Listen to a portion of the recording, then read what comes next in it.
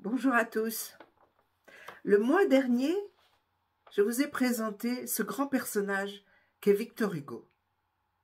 Et puis Laurine vous a lu un de ses poèmes, Demain dès l'aube.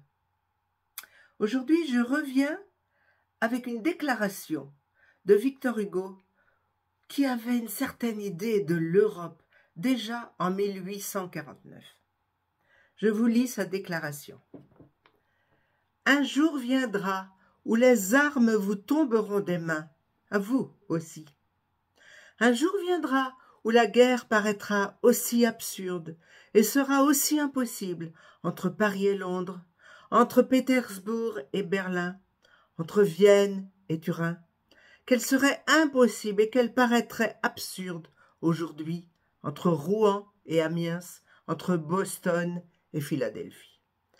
Un jour viendra où vous, France, vous, Russie, vous, Italie, vous, Angleterre, vous, Allemagne, vous, toute nation du continent, sans perdre vos qualités distinctes et votre glorieuse individualité, vous vous fondrez étroitement dans une unité supérieure et vous constituerez la fraternité européenne, absolument comme la Normandie, la Bretagne, la Bourgogne, la Lorraine, l'Alsace, toutes nos provinces se sont fondues dans la France.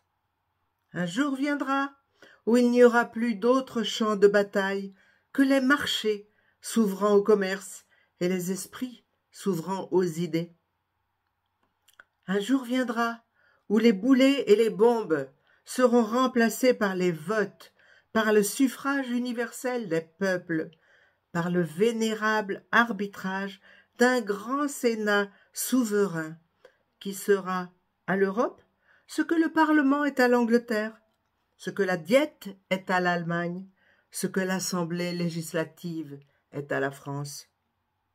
Un jour viendra où l'on montrera un canon dans les musées, comme on y montre aujourd'hui un instrument de torture, en s'étonnant que cela ait pu être.